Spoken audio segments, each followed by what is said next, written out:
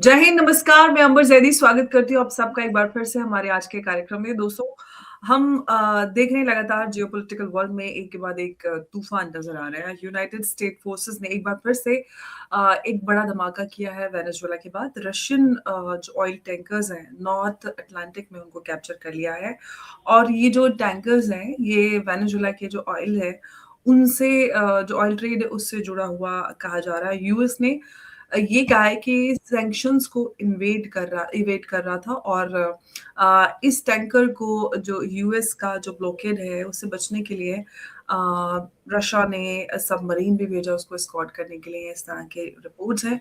अब जो Russian submarine की जो बात हो रही है और जो अब यहाँ पर ऑयल टैंकर कैप्चर किया है, इसके बाद डायरेक्ट अब इस तरह की सिचुएशन पैदा हो रही है कि क्या रशिया और अमेरिका आमने-सामने होंगे और अमेरिका जितने एग्रेसिवली चीज़ें पुश कर रहा है, ग्रीनलैंड की बात हो रही है, तो इस पूरे मामले को हम इस पूरे विस्तार से समझेंगे कि क्या ये घटनाक्रम जो है वो वर्ल्ड वॉर 3 की ओर जाता हुआ नज़र आ रहा है और इस पे बात करने के लिए मेरे साथ मौजूद हैं देश कपूर जी फ्रॉम दृष्टिकोण.com।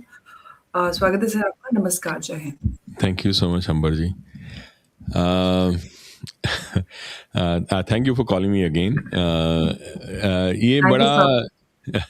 इसमें ये बड़ी काफ़ी इंटरेस्टिंग। इंटरेस्टिंग है और ये सवाल मैं आपसे जो पूछना चाहती हूँ ये कि यूएस ने टैंकर को सीज़ क्यों किया है? रशिया से तो वो बात भी कर रहे हैं और काफ़ी अच्छी रेपो दोनों के बीच में नज़र आ रही है, प्रेज़िडेंट पुतिन और ट्रम्प के बीच में। ये आई थिंक सारे लोग बहुत सारे लोग हैं जो ये कह रहे हैं, कभी कभी कॉन्स्पिरेसी थ्योरीज बनती हैं कि हुँ, यूएस और चाइना और पुतिन के बीच में कोई डील चल रही है और पीछे से कुछ चल रहा है। मुझे नहीं लगता कि कोई डील चल रही है। सी द थिंग इज, अगर पूरी तरह से देखूं, बहुत सारे ऐसे लोग हैं जो ये कहते हैं कि यू नो यूएस जो है वो प्रोसेस नहीं कर सकता वेनेजुएलन ऑयल क्योंकि वो हैवी है, एंड चाइना और इंडिया उसको कर सकते हैं प्रोसेस, इसलिए उनके साथ कोई डील होगी कभी, things like that. I think वो रियलिटी जो है उसको समझ नहीं पा रहे, क्योंकि अगर ध्यान से देखो तो जो वेनेजुएलन ऑयल है वो एक हैवी क्रूड ऑयल है, पर उसको प्रोसेस करने की जो रिफाइनरीज हैं वो अभी सबसे ज़्यादा तो यूएस कंपनीज के पास हैं। वेलेरो है, वेलेरो की बहुत सारी रिफाइनरीज हैं गल्फ साइड पे, और जो मिडवेस्ट में, एंड ऑल्सो मैराथन की हैं। तो बेसिकली तक यूएस के पास क्या है कि कैनेडियन ऑयल भी हैवी है, हैवी क्रूड है। तो सबसे ज़्यादा इम्पैक्ट इस चीज़ का, वेनेजुएला के ऑयल का, एक्चुअली कनाडा को पड़ेगा, नॉट टू लाइक यूएस और एनीवेयर एल्स।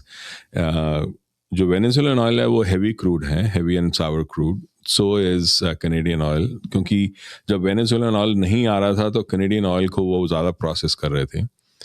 और जो गायनीज जो है, गयाना में जो ऑयल है, जो उसके ऑयल फील्ड्स में है, वो मीडियम टू लाइट क्रूड है।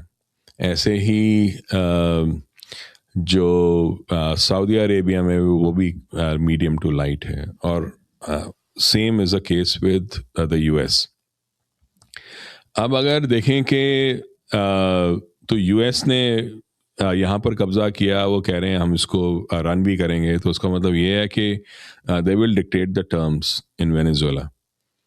और उसमें अगर उन्होंने ये देखा कि जो रशियन टैंकर हैं वो अगर उसका ऑयल लेके जा रहे थे, तो उनके जितने भी सैंक्शंस की जो टर्म्स हैं वो उसके खिलाफ था। तो वो तो बहुत क्लियर है कि that is why they were pursuing it, कि उनको पकड़ो, और वो उन्होंने ऑलमोस्ट आइसलैंड के पास जाके उसको पकड़ा है, तो नॉर्थ अटलांटिक में।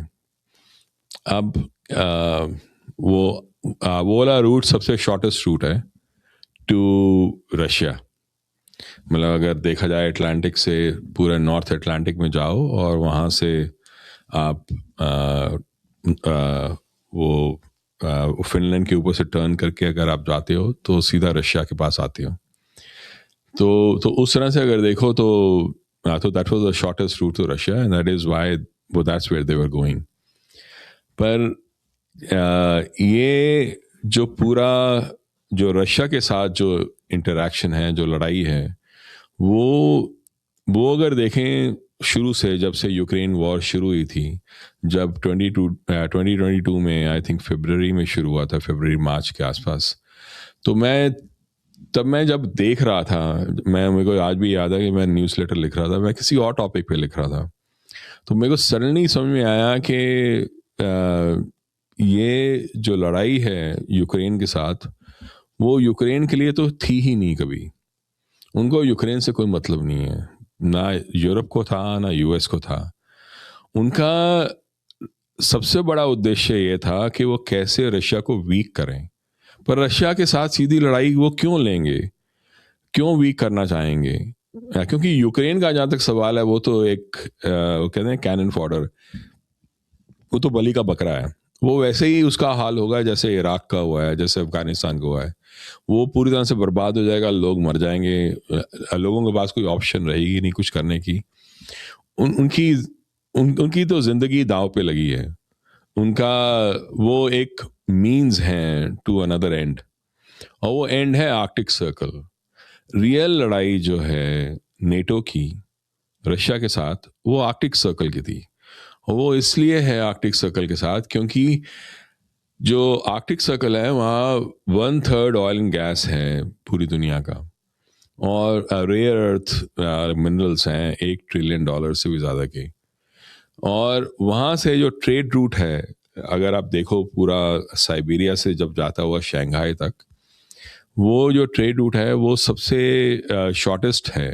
अगर अटलांटिक को अगर उससे पैसिफिक से अगर जोड़ना है, मतलब पूरे एशिया के साथ अगर जोड़ना है तो, क्योंकि अभी क्या है, अभी वो इंडियन ओशन से निकल के जाता है सब कुछ, और वो साउथ और अफ्रीका के नीचे से, और या सुएज कैनाल से, जब उन्होंने सुएज कैनाल बनाया था। तो बेसिकली अगर पिछले कितनी सारी सेंचुरी से अगर देखा जाए तो हमेशा से यही रूट रहा है हमेशा, क्योंकि वहाँ तो आइस थी। पर अगर आप देखो कि वहाँ पर क्या हाल है, तो वहाँ आप देखोगे कि एक्चुअली वहाँ की आइस जो वो तो मेल्ट हो ही रही है। कह रहे हैं कि 1940s तक तो वो काफ़ी हद तक मेल्ट हो जाएगी। पर वो एक चीज़ है, वहाँ पर आइस ब्रेकर शिप्स अब इन्होंने चला दी हैं। वो जो आइस ब्रेकर शिप्स हैं जो वो यूज़ होती हैं आर्कटिक में, वो रशिया के पास काफ़ी ज़्यादा हैं। वो 40-50 के आसपास हैं। तो उन्होंने वो वहाँ पर मिलिट्री बेसिस बनाए हैं। जो रशिया के मिलिट्री बेसिस हैं वो 3 गुना ज़्यादा हैं पूरे नेटो के मिला के। उनके पास नेवल सबमरीन बेसिस भी हैं, वो भी उनके डबल, वो उनके अगर 4 या 5 हैं, उनके 8 या 10 हैं। और जो उनके ICBM, SSBM, जो nuclear command and control type basis जो हैं, वो भी उनसे 2-3 ज़्यादा गुना वो ज़्यादा है। और उनके पास जैसे वो S-400, S-500 जहाँ पर एयर डिफेंस सिस्टम लगाए हैं उन्होंने, वो भी उन्होंने 10-15 साइट्स पे लगा रखे हैं। तो बेसिकली अगर देखा जाए तो Russia is much better equipped in Arctic than entire NATO is. तो उनको इस बात का डर है कि एक्चुअली पूरा जो आर्कटिक सर्कल है, अगर उसको ध्यान से अगर आप देखो तो आपको पता लगेगा कि 53% आर्कटिक जो है वो तो रशिया ओन करता है। बाकी ये सारे मिलाकर, ये सारे लोग जो हैं, जो नॉर्डिक कंट्रीज हैं, जैसे नॉर्वे हुआ, स्वीडन हुआ, डेनमार्क हुआ, ग्रीनलैंड जो डेनमार्क का हिस्सा है, कनाडा, ये सब, ये मिलाकर भी उसके आसपास उससे कम ही रहते हैं रशिया से। और एक जितने भी एक्सपर्ट्स हैं वो ये कहते हैं, whoever owns the Arctic in the next 400 to 500 years will own the world, because सारे ट्रेड रूट्स वो कंट्रोल करेंगे, जो सबसे शॉर्टेस्ट ट्रेड रूट्स होंगे, क्योंकि फिर आप अफ्रीका के नीचे से जाने से या सुएज कनाल चोक पॉइंट्स को आप अवॉइड कर लेंगे, इंडियन ओशन को आप अवॉइड करेंगे। तो उस तरह से वो बहुत इंपॉर्टेंट हो जाता है। तो असली लड़ाई रशिया के साथ आर्कटिक की थी हमेशा से। अगर हम ध्यान से देखें तो इनफैक्ट जब मेरे को ये समझ में आया वहाँ क्या, तब मैं देखने लगा तो मेरे को समझ में आया कि इवन उसके बाद जितनी भी सिक्योरिटी स्ट्रेटजीज बनी हैं यूएस की, उसमें हमेशा आर्कटिक जो है उसको मेन क्रिटिकल रोल वो एरिया माना गया है। और ये भी माना गया है कि सबसे ज़्यादा लड़ाई और सबसे पहली लड़ाई वहाँ पर रशिया के साथ है। तो इसलिए ये तो हुआ कि यूएस, यूरोप और रशिया का क्या आपस में प्रॉब्लम है। अब अगर हम देखें जो वेनेजुएला के साथ इन्होंने जो अटैक किया है, वो like basically they want access to as much oil as possible, और जितना चाइना और रशिया को वो पीछे कर सकें, क्योंकि चाइना अच्छा देखो। सर, एक बड़ी इंटरेस्टिंग बात इसमें ये है कि US coast guard plus P-8 surveillance और AC-130 जो गनशिप्स का इसमें इस्तेमाल हुआ है, तो ये पूरा जो ऑपरेशन हुआ है, तो ये सर मिलिट्री जो एस्केलेशन है उसका साइन है, या फिर ये कहेंगे जो फोर्स प्रोटेक्शन, या फिर जो कह रहे हैं कि भाई ये जो टैंकर था वो सैंक्शन था? दोनों चीज़ें सही हैं। तो सैंक्शन तो था ही था, वो तो बात थी वो जिसकी वजह से वो जो जस्टिफिकेशन लेके वो कर रहे हैं। पर ये इतना आसान भी नहीं था कि आप एक छोटा सा ऑपरेशन करके ही उसको आप ले लें, क्योंकि like ultimately even during cold war जब भी कभी रशिया के साथ या यूएसएसआर के साथ उस समय कोई भी भिड़ंत होती थी, तो उससे पहले उनको कॉल कर दिया जाता था कि आपसे ये है, आप इसको पीछे कर लो या आगे कर लो, जो भी है, मतलब ताकि लड़ाई ना हो। क्योंकि अगर अननेसेसरीली अगर कोई चीज़ बढ़ जाती है तो that will cause a nuclear war. Unfortunately ये है सिचुएशन इस समय कि यूरोप को भी ऐसे लगता है और यूएस को भी ऐसे लगता है कि रशिया को प्रोवोक करने में कोई प्रॉब्लम नहीं है। जिसकी मुझे बड़ी हैरानी होती है, पहली बात तो ये है कि अब बड़े सारे अगर एनालिस्ट को अगर आप देखो जो यूरोपियन लीडरशिप से बात भी करते हैं, वो जानते भी हैं कि वहाँ क्या चल रहा है, वो हमेशा यही कह रहे हैं अब कि leadership also knows, and most importantly the corporate leadership जो है वहाँ की, जो कंपनीज हैं बड़ी बड़ी, वो जानती हैं कि यूरोप इज़ फिनिश्ड, यूरोप का कोई फ्यूचर नहीं है। क्योंकि देखो जो गैस आती थी नॉर्थ स्ट्रीम जैसे जो पाइपलाइन से आती थी, वो इनको यूरोप को 1/3 प्राइसेस में मिलती थी from what they are getting from US या नॉर्वे। क्योंकि ऑप्शंस क्या हैं, अगर रशिया की गैस नहीं आ रही पाइपलाइन से, तो या तो वो नॉर्वे से लेंगे या वो यूएस से लेंगे, और उनके पास कोई ऑप्शन नहीं है। वो 3 गुना ज़्यादा है कॉस्ट। अब 3 गुना सडनली ज़्यादा तुम्हारी 3 गुना कॉस्ट बढ़ जाती है एनर्जी की। उनकी सारी जो इंडस्ट्री हैं, स्पेशली अगर जर्मनी को अगर लें, जो कार मैन्युफैक्चरर्स हैं उनके सारे Volkswagen and BMW, Merc, Mercedes, ये सारे लाइक वहाँ के हैं। प्लस अगर केमिकल कंपनीज ले ली जाए, बेयर जो है और बाकी ऐसी कंपनीज जो हैं, industrial heavy industrial good, siemens वगैरह जो हैं, ये सबको एनर्जी बहुत लगती है। तो एनर्जी ही उनका पूरे इंडस्ट्री चलाती है। Germany is the biggest economy in Europe. आप उसकी जो एनर्जी है उसको ही उसके ऊपर हाथ डाल दिया आपने, और फिर आप सोचते हो कि ग्रीन एनर्जी, विंड मिल लगा के, सोलर लगा के आप वो इंडस्ट्री चला लोगे। ऐसे नहीं चलती ना। तो उनको 24/7 एनर्जी की ज़रूरत पड़ती है।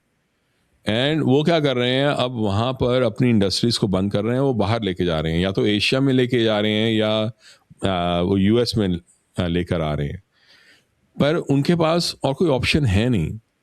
उनके पास पैसे जो हैं इकोनॉमी के अंदर इतने रहे नहीं हैं। ऊपर से उनको अपना डिफेंस संभालना है, क्योंकि अभी पीछे जब इन्होंने ग्रीनलैंड की बात की है ट्रंप ने कि हम चाहते हैं कि ग्रीनलैंड को हम ले लें या ख़रीद लें या हम लाइक उसके ऊपर वो ज़ोर ज़बरदस्ती से उसको ले लें, तो बेसिकली जो यूरोपियन जो कंट्रीज़ के जो लीडर्स हैं सब ने मिलके, मतलब मैक्रोन, मर्स जो जर्मनी के चांसलर हैं, मेलोनी, टस्क और सांचेस जो स्पेन के हैं, स्टामर यूके के, और फ्रेडरिक्सन जो डेनमार्क के हैं, क्योंकि डेनमार्क ओन करता है ग्रीनलैंड, वो ग्रीनलैंड जो है वो डेनमार्क की टेरिटरी है।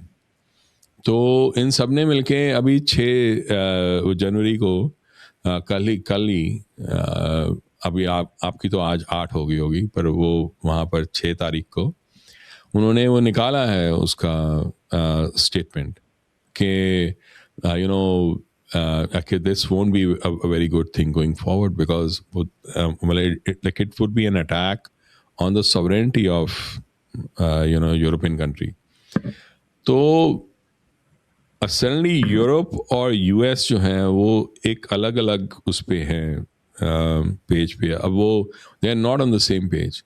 अब वेनेजुएला का फ़ायदा तो इतना तो नहीं होगा, लाइक यूरोप को तो कोई फ़ायदा नहीं है उससे, फ़ायदा तो यूएस को है।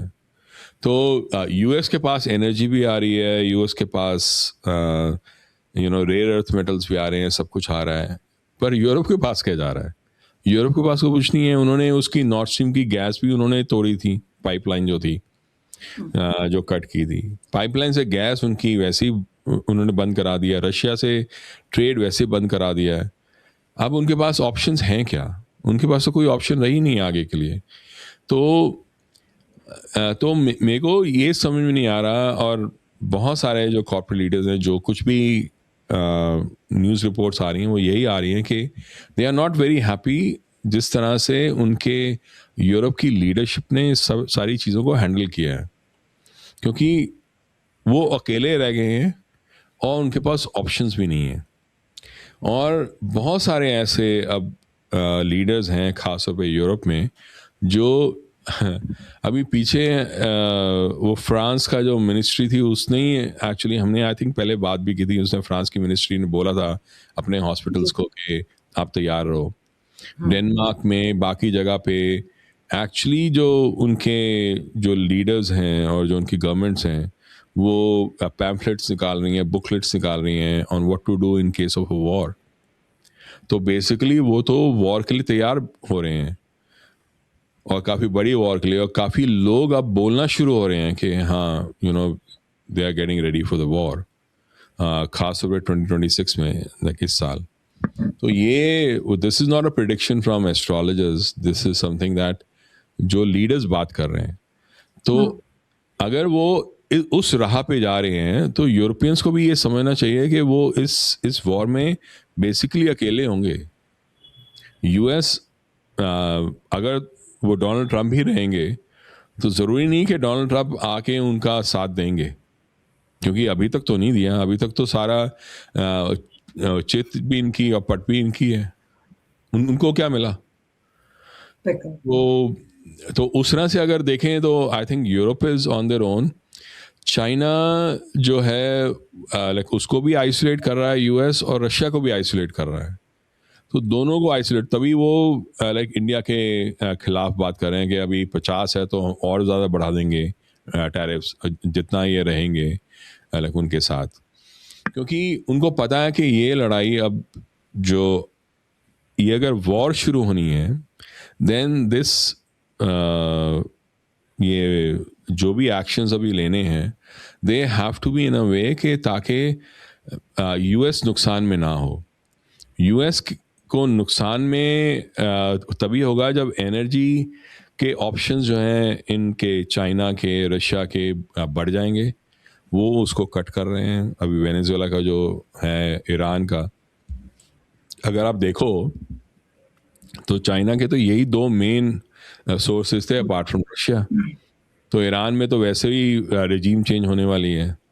अब अच्छा है बुरा है जो भी है, रेजीम चेंज होगी तो वहाँ ऑब्वियसली अगर शाह जाएगा वापस, जो किंग था, तो वो तो वेस्टर्न लिंक्ड है, वो तो वो नहीं करेगा जो खुमैनी और बाकी जो उनके जो मौलवी थे वो करेंगे, जो मुल्लास थे वहाँ पर।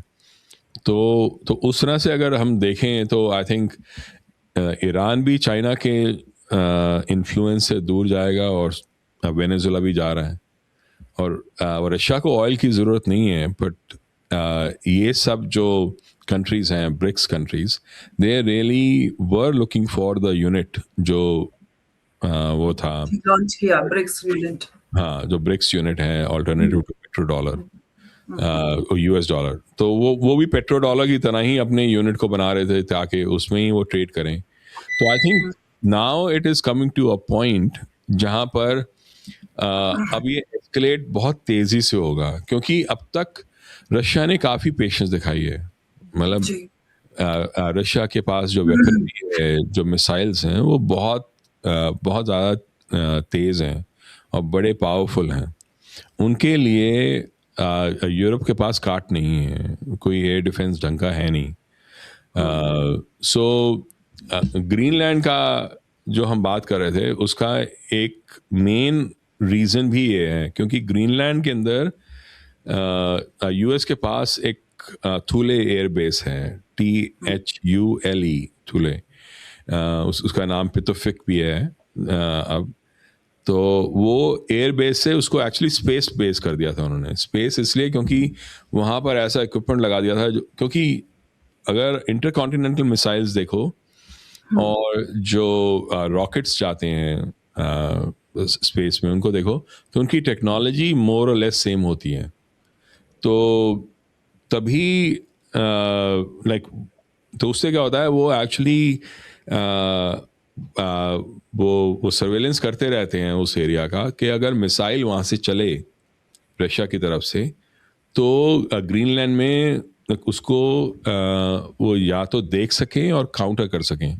क्योंकि जिस हाइट पे जब होता है, जिस ट्रेजेक्ट्री में अपने हाइट पे होता है मिसाइल, तो Greenland becomes the best place to actually counter it, उसको अगर गिराना है तो इसीलिए, क्योंकि अगर आप देखोगे पूरा मैप, अगर आप देखोगे तो आप देखोगे कि ग्रीनलैंड है एक तरफ और दूसरी तरफ वो जो यूरोपियन जो लैंड मास है, ऊपर फिनलैंड है, फिनलैंड के दूसरी तरफ जो उनका मुरमंग्स या कोला पेनिनसुला जिसे कहते हैं वो है, जो फिनलैंड के साथ के बॉर्डर पे है। और वहाँ पर काफ़ी मिलिट्री और मिसाइल बेसिस हैं।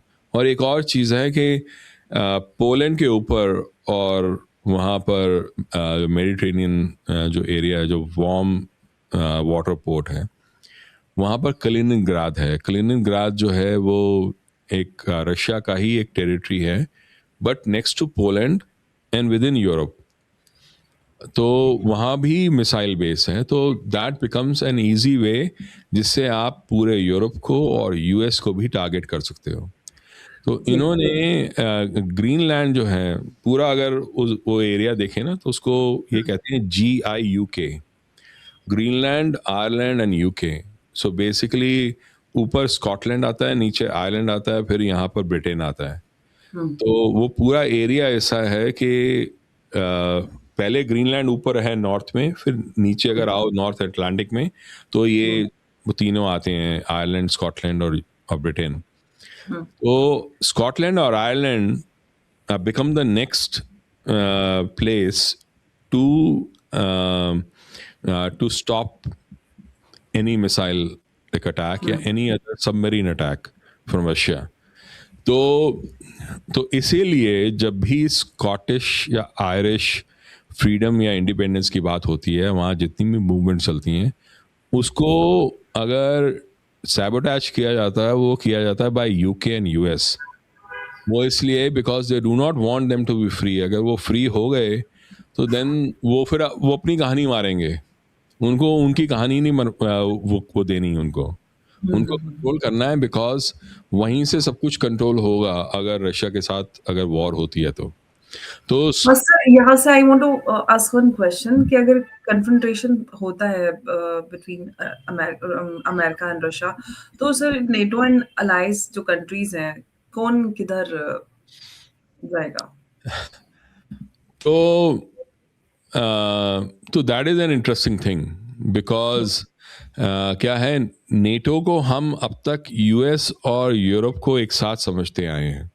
हम्म, अब ये है कि नेटो की जो लीडरशिप है वो एक्चुअली ज़्यादातर तो यूरोपियंस के हाथ में है, मतलब हम्म, जो एक्चुअल जो एडमिनिस्ट्रेटिव लीडरशिप है। बट जो इकोनॉमिक और मिलिट्री लीडरशिप है वो तो यूएस से आती है, यूरोप के पास तो कुछ खास है नहीं। हम्म, तो अगर उस तरह से देखा जाए, आई वो कोशिश तो ये करेंगे कि नेटो एक साथ रहे, बिकॉज यूरोप के पास कोई ऑप्शन नहीं है। बट अगर हम ध्यान से देखें तो Europe will be actually on its own, it will be US versus Russia. But US पहले तो सीधा नहीं आएगा, वो तो कोशिश ये करेगा कि यूरोप ही उसको वो जितना हो सके। और लग गए आगे भिड़ने के लिए। हाँ, तो अगर वही अगर एब्जॉर्ब कर ले तो वो ठीक है, पर अगर वो नहीं कर सकता तो फिर वो यूएस आगे आएगा। यूएस आगे आना नहीं चाहता, बट अल्टीमेटली यूएस को आगे आना पड़ेगा। जी, और वैसा लग भी रहा है जिस तरह से हम देख रहे हैं कि यूएस का जो एक अग्रेसिव बिहेवियर सर नजर आया है, तो उससे नजर आ रहा है कि कहीं ना कहीं कन्फ्रंटेशन में तो रशिया और यूएस जाएंगे भी। और कई सारे एक्सपर्ट एज यू सेड ये हम्म, दावा करते हैं कि आगे जो ये सिचुएशन है वर्स्ट हो सकती है। और सर जो हमेशा सवाल उठता है, जैसे कि हम देख रहे हैं कि डायरेक्ट कन्फ्रंटेशन की बात हो रही है, कई सारे कंट्रीज और इन्वॉल्व इसमें है, उनके इंटरेस्ट भी हैं।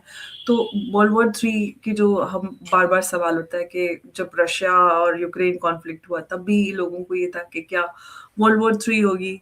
अब यहाँ से सर उसका कोई आसार नजर आता है कि वैसे कुछ ऐसा हो सकता है? कमाल की बात यह है, अभी दिसंबर में ही वो मार्क रूथे जो है उसका नेटो का चीफ, उसने हम्म, एक्चुअली अभी बोला है कि 2026 में NATO should prepare for war with Russia. Hmm, तो उसने तो ये कहा है कि मतलब 2026 से आगे, मतलब with in the next 5 years they should be hmm, like ready for war with Russia. तो अब ये सिर्फ वो चीज़ नहीं है जो एस्ट्रोलॉजर्स आगे जाके बोल रहे हैं, ये वो चीज़ है जो नेटो खुद उसका चीफ बोल रहा है कि now we should be ready for the war with Russia. Russian जो यूरोपियन कंट्रीज हैं वो ऑलरेडी तैयार हो रही हैं। सी इट वाज अभी वो कोशिश पूरी कर रहे हैं यूक्रेन के थ्रू कि कितना हो सके रशिया को कमज़ोर कर दिया जाए, और हम्म, जितना हो सके उसके जो मेन वेपन्स हैं उसको बाहर निकाल के उसको अंडरस्टैंड किया जाए कि कैसे काउंटर करना है। बिकॉज इनको नहीं पता पूरी तरह से कि उसके पास कौन कौन से कैसे कैसे मिसाइल्स हैं, हम्म, राइट।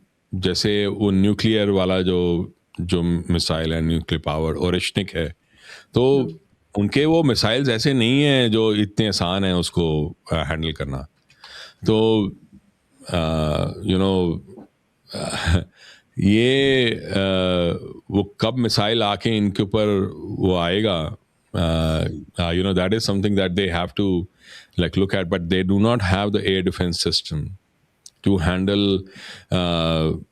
वो बुरे वेत्सनिक जो मिसाइल है, जो न्यूक्लियर पावर्ड मिसाइल है, या ओरेशनिक है, या सरमत जो मिसाइल है उनके पास, उसको हैंडल करना इतना आसान नहीं है। बट दे वांट टू सी के वो मिसाइल करता क्या है।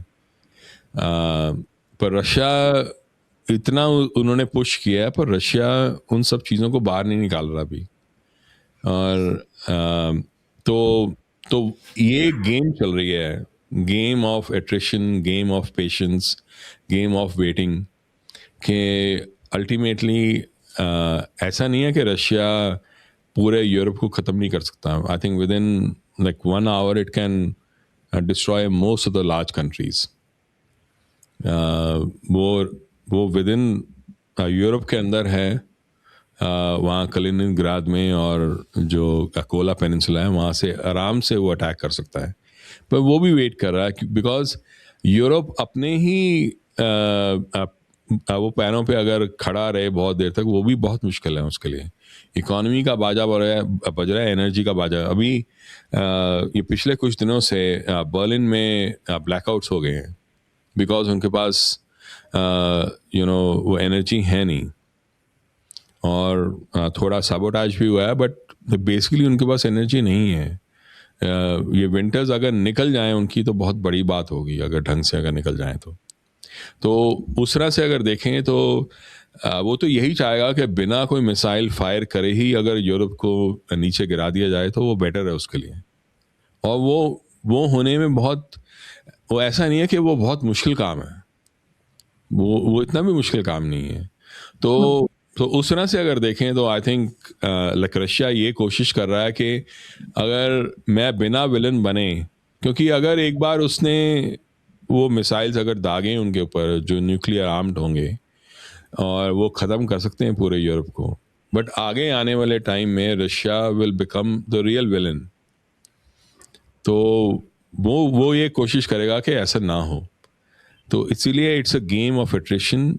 जब वॉर आनी होगी, at that time things will start coming out and will happen the way it needs to happen. And but अभी वो सारे आई थिंक अपनी अपनी जितना पुश कर सकते हैं उतना कर रहे हैं, बट वो अपनी तैयारी भी पूरी कर रहे हैं यूरोप वाले। पर इस पूरे वॉर में जो ग्लोबल वॉर जिसे हम सोच रहे हैं, वर्ल्ड वॉर 3 या जो भी आप कह लो, जिसके लिए सारे यूरोपियंस प्रिपेयर कर रहे हैं इस समय, वो बहुत दूर नहीं है, इतना हम कह सकते हैं।